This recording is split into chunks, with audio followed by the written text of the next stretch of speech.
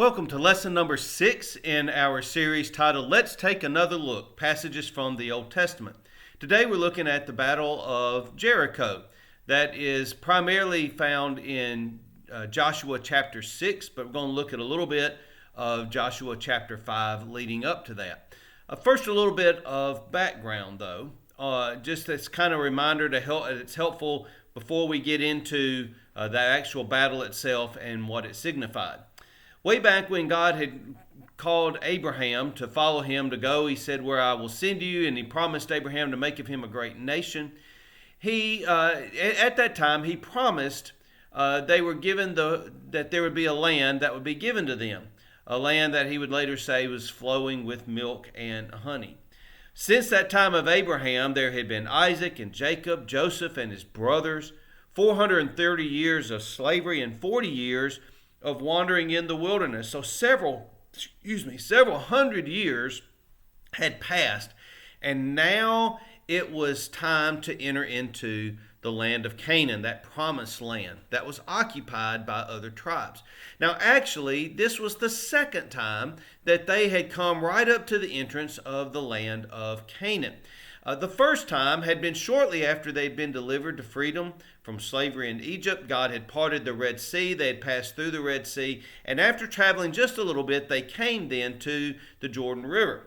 Moses at that time sent 12 spies into the land of Canaan to scout out whether or not they could take the land. Of those 12 spies, 10 of the 12 said, "There's no way we can do it. There are too many people. It's crawling with people. The people are huge." They said they're like giants, and there's just no way we can do this. Caleb and Joshua were the only two spies that went in there that said that they thought the land could be taken. What they said is that God has promised this to us, and if God has promised us, and if this is what God has promised to us, then God will deliver. But Moses listened to the other 10. And so instead of going into the land of Canaan at that time, they decided to wait. At which point, God told Moses that while he would let him eventually see the promised land, he would never enter the promised land, and that, in fact, this generation would have to pass before the people of Israel entered into this land of Canaan. And that's when they wandered in the wilderness for the next 40 years, which was the standard time for a generation. However, even in that 40 years of wandering in the wilderness, it wasn't wasted time. God renewed his covenant with them and restated that covenant. He gave them the 10 commandments and other aspects of the law.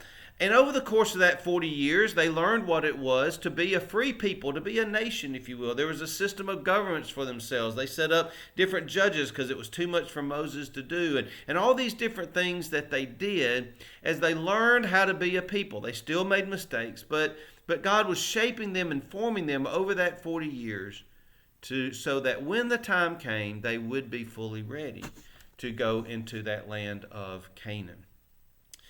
With the death of Moses and the appointment of Joshua as their leader, the time had now come. And this time, when they got to that land of Canaan, Joshua sent 2 spies, not 12, but just 2 spies, into Canaan to scout out the territory. But there was a significant difference because he didn't scout out the territory as Moses did to say if they could occupy the land or if they could conquer the land. But he sent those spies to help them figure out how they were going to accomplish this task because make no mistake about it, they were going in. And it's telling, and I don't think a coincidence, that the name of this one who leads them, who God uses to lead them into the land of Canaan, his name was Joshua, which is the same name as Jesus or Yeshua, which means Yahweh saves. In their encounter and going into there, those spies encounter Rahab, who protected them from the land and who protected them from people who had heard that there were spies in the land trying to figure out how to conquer it. She recognized that they were that they were from God. They were different, and she asked them to remember that she had helped them when the time came for them to occupy that land, and we'll see later on they did. The major city near where they entered at that time was Jericho, which is possibly the oldest city on earth, certainly the oldest city in that region. Jericho had already, and scholars date these things, different things, not only biblical scholars, but ancient Near East scholars that have studied the ancient Near Eastern civilizations from that time. They estimate that Jericho had been around for anywhere from 6,000 to 7,000 years before the Israelites ever got there. And dating these things is really tricky, so don't hold me to exact dates, but a general time frame is somewhere around 1400 BC. You'll find people that'll mark it earlier. You'll find people that'll mark it later, maybe even on the area of a couple of hundred years. But that's kind of a good marker. So that would make the city of Jericho between 10 and 11,000 years old in our day and time. So it tells you the significance there. We're going to read first Joshua 5, verses 10 through 15, and what happens right before they enter the land. Remember, God's told them they're going to enter the land. Joshua 3 records that they crossed the Jordan River in the season when the banks were overflowing. God parted the waters of the Jordan River like he did the Red Sea. The people passed by on dry land, and they are now in the land of Canaan, though they have not occupied any cities yet. They are living in the land of Canaan. And we'll see a significance of that as we read through this passage. While the Israelites were camped in Gilgal, they kept the Passover in the evening of the 14th day of the month in the plains of Jericho. On the day after Passover, on that very day, they ate the produce of the land, unleavened cakes and roasted grain. The manna ceased on the day that they ate the produce of the land, and the Israelites no longer had manna. They ate the crops of the land of Canaan that year. Once, when Joshua was by Jericho, he looked up and saw a man standing before him with a drawn sword in his hand. Joshua went and said to him, "Are you one of us or one of our adversaries?" He replied, "Neither, but as commander of the army of the Lord I have now come." Joshua fell on his face and worshipped him. And he said to him, "What do you command your servant, my Lord?" The commander of the army of the Lord said to Joshua, "Remove the sandals from your feet, for the place on which you stand is holy." And Joshua did so. So right after getting into the land of Canaan, the Israelites observed Passover. And then a quite understated but really important statement is made. An important event occurs. On the day after the Passover, the book of Joshua says that they ate unleavened cakes and roasted grain, but they ate, quote, the produce of the land. And in verse 12, it notes that from that day forward, the Israelites had no more manna. Sometimes when we remember about God providing that bread called manna in the wilderness, we think about God doing it just once. But if you go and read in that passage when God provided the manna, it tells us that God provided the manna for the people of Israel every day for 40 years that they wandered. Now, though, they were in this land of Canaan, a land where there were crops, a land where there was agriculture, a land, as God had put it, flowing with milk and honey. The manna wasn't needed anymore because they were at least now in that land that had been promised. And that is a significant develop, and it kind of gives us a little bit of an advanced notice, a foreshadowing of what is to come. Then we have this account where this person shows up with a drawn sword, and he identifies himself as a commander of the army of the Lord, and declares the ground on which they are standing to be holy ground. Now, scholars, again, will like to debate of who this commander is. Was it an angel? Was it the Lord himself? Partly because the ancient nature of this text and the ways it could be interpreted and the exact, trying to figure out the exact ways they view God back in that time and how God made appearances to people. All those things make it tricky, and so people debate whether or not. But what we do know is that it was a heavenly being, some sort of heavenly being that had authority and that declared that ground holy. And so Joshua recognizes that he's in the presence of a holy being, either God himself or one of God's angels. And in the midst of that, then, we see that supremacy of God, and we see that worship of God, and we see kind of, again, right before they are to go into, we begin to see what's going to happen as they take the town of Jericho. One of the things then, and so as we read through Joshua 6. I want you to pay close attention to some of the particular details, some of which you may not have necessarily noticed before. So the time has come to attack Jericho, to conquer Jericho. And we're going to start reading with chapter 6, verse 1. Now Jericho was shut up inside and out because of the Israelites. No one came out and no one went in. The Lord said to Joshua, "See, I have handed Jericho over to you, along with its king and soldiers.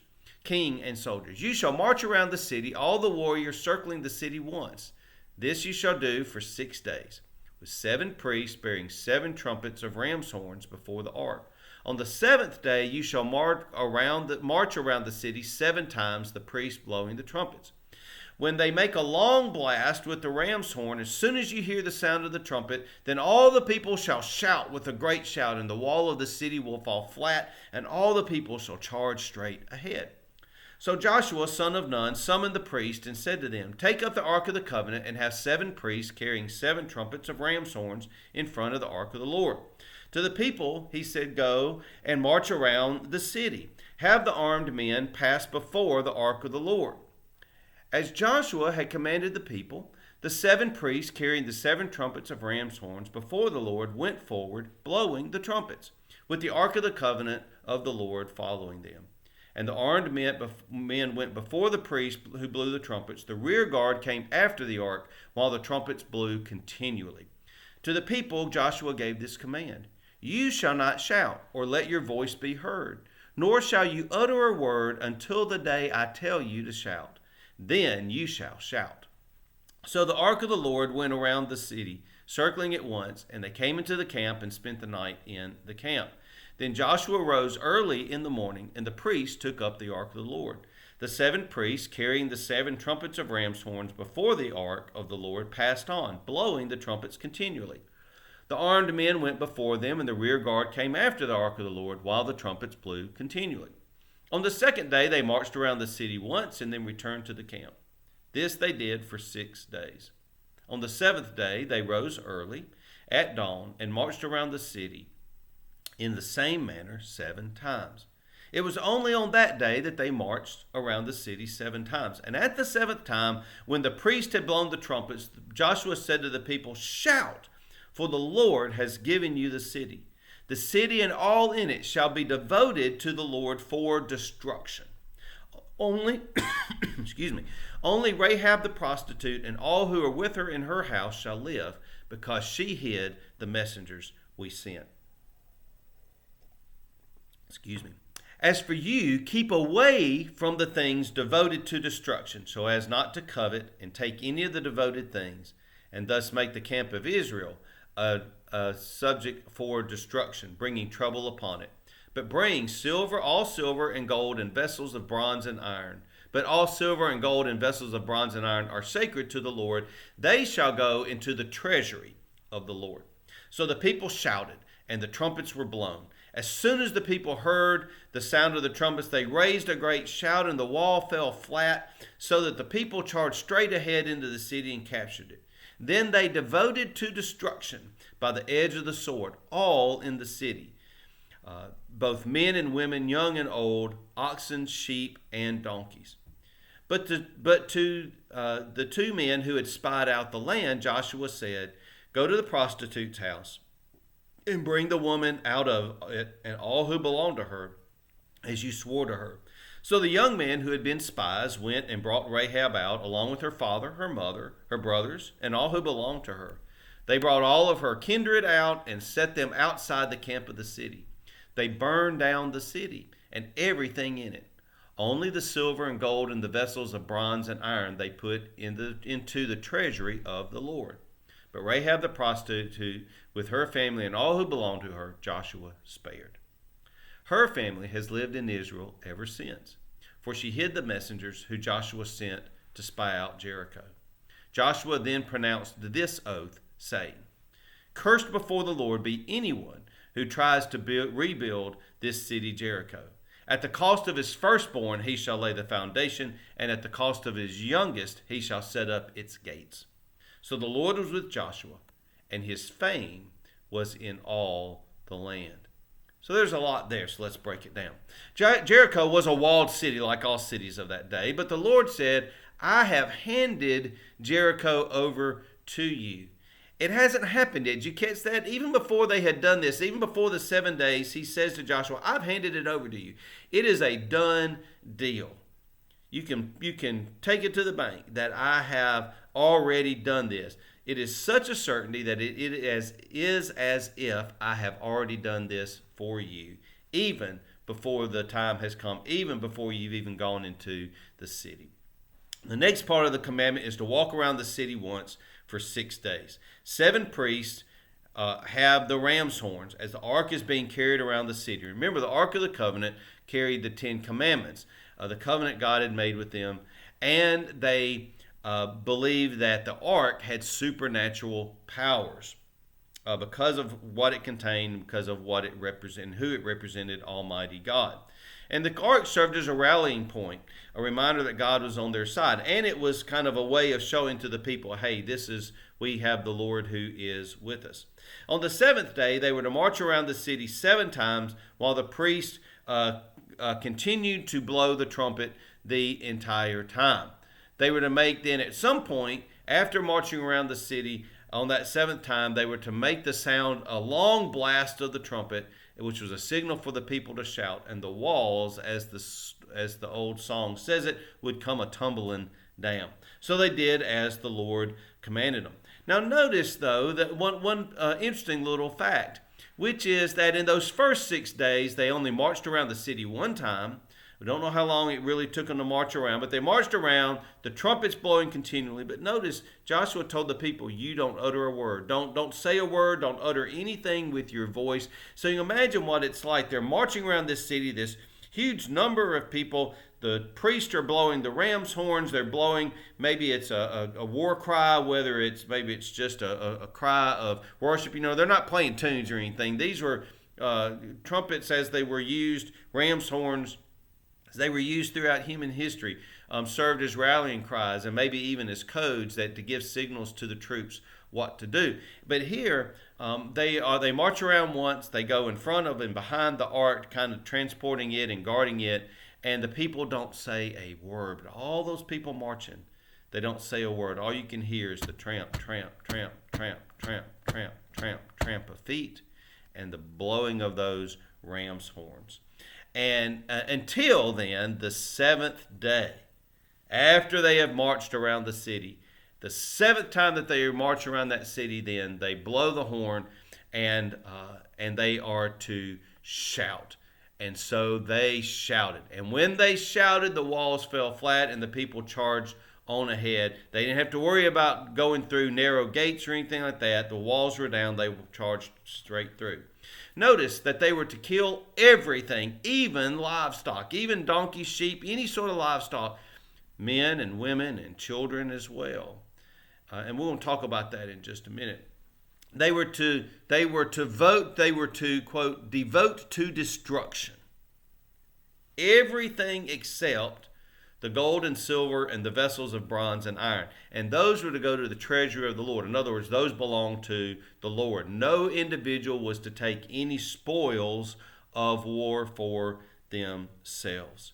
The city was to be burned, and it was not to be built back up again. In fact, Joshua places a curse on anybody who would build back the city of Jericho. So I said it takes place roughly somewhere around 1400 BC. Now, the city would lay flat until it was rebuilt by a man named Hiel, Hiel.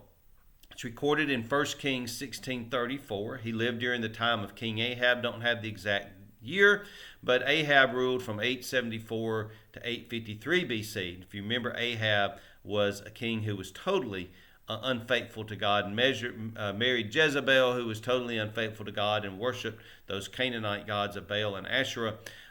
And it's not until then, though, that they rebuild. And as you read in Scripture, what you see is that his oldest and his youngest were killed as as Joshua had pronounced that curse. There's a question, though, that comes up and says, it seems rather extreme, especially to our 21st century sensibilities, to ask that question, why? Why did everything have to be destroyed? Why kill the livestock? Why do all that? Why kill women and children? Why kill the livestock? And there are a couple of possibilities here. The first is that, there might be more than these couple of possibilities, but here are some more common explanations. One is that in a time of ancient warfare, killing everybody was the surest way to ensure that there would be no one left alive who could eventually take revenge. As a helpful, more modern illustration, I like to think of the Godfather movies, especially Godfather 1 and 2. I've seen them a lot of times. In Godfather 2, we get a little bit of some flashbacks to the early life of the person who comes to be known as the Godfather, Vito Corleone. And we find out in Italy, we see him as a small child. His name is Vito Andolini. And his father has been killed, and his brother has now been killed because his older brother declared that he was going to seek revenge for the death of the father. And so now all that's left of the Andolini family is the mother and little Vito, who does not speak and who everybody thinks is mentally challenged. They don't think he can speak. They don't think he's smart enough to do or understand anything that's going on. But the leader of that area, the Don of that area, is still going to have him killed because, as he says, he could come back and take revenge on me. Well, the mother, in trying to prevent her son from being killed, tries to actually kill the Don. She is killed in the process. Young Vito Andolini escapes thanks to some help from some people. He comes to America. His name is changed to Vito Corleone. And sure enough, as he becomes an adult, he remembers this, and it turns out he's actually highly intelligent, just didn't speak. And he goes back as an adult to his home area, presumably to pay homage to this Don who is now a very old man, but actually then to kill him. And he doesn't know, of course, that this little boy that escaped has now become this grown man named Vito Corleone. And so the reason he was going to be killed as a boy was so that he could not come back and take revenge, which of course is what he actually does. So in that type of situation, that same type of honor and shame culture, that same type of total destruction goes all the way back to ancient times as well. So that's one possibility. Kill everything. There's no chance for any sort of vengeance back upon God's people. But there's another possibility, and frankly, this is the one I find a little more persuasive. Even as difficult as it may be to hear with our modern ears and to wrap our minds around, we always have to remember when we're reading in the Old Testament that it was an entirely different culture. They looked at the world a different way. They saw God's commandments and how they viewed that. And so sometimes things seem harsh and brutal to us, and they were, but they were in accordance with the understanding of the day. This possibility, that frankly is the one that I find most persuasive, is that since Jericho was the first city that they attacked and conquered in this land of Canaan that God had promised them that eventually they would occupy, that the city of Jericho was, if you will, a first fruit offering to God. God had commanded that the firstborn of any oxen or whatever it was be sacrificed to the first leaving the first part of the harvest, that anything that was the first be dedicated to God and made a sacrificial offering to God. It did two things. One, it acknowledged that God was the one who had blessed and enabled them to have those first fruits anyway. And then the other is dedicating and offering those first fruits to God was an act of trust to say, God, we know that you have blessed us and given us those fruits now. We trust that this is not going to be all there is. We trust that you're going to provide more in the future. So as an act of faith as well as gratitude, we offer the first and oftentimes the best of ourselves to you, trusting that you're going to continue to provide. So notice what happens. This happens right after the Passover, as a reminder of what God did for the people on that day. And it also kind of helps explain why everything has to be totally destroyed, even livestock, which would have had a big economic benefit to the people. Livestock couldn't take revenge, so there's no reason to kill them for that. But we see that if we see it as a first fruits offering, everything belongs to the Lord. Even the things that survive, the gold and the silver and the vessels of bronze and iron, they are to go to the treasury of the Lord. The city, in other words, is to be totally destroyed, burned, and not rebuilt. Why? Because that belongs to the Lord. That's the first fruit offering of the people to God.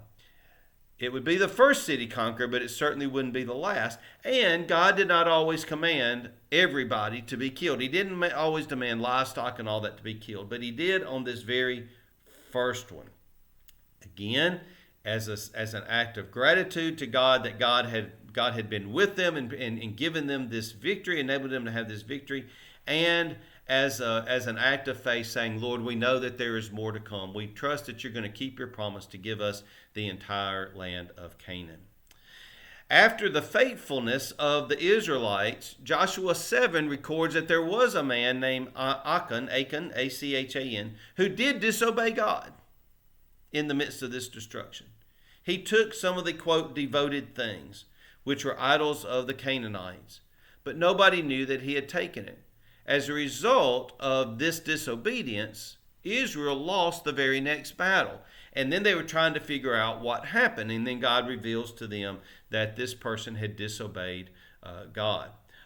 And so we think about that. And again, thinking about it in that context, that day and time, that disobedience to God and saying, God, I'm going to take something that belongs to you for me anyway.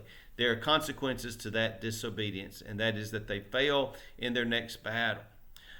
The conquering of Jericho, then, was the continuation of the fulfillment of God's promise.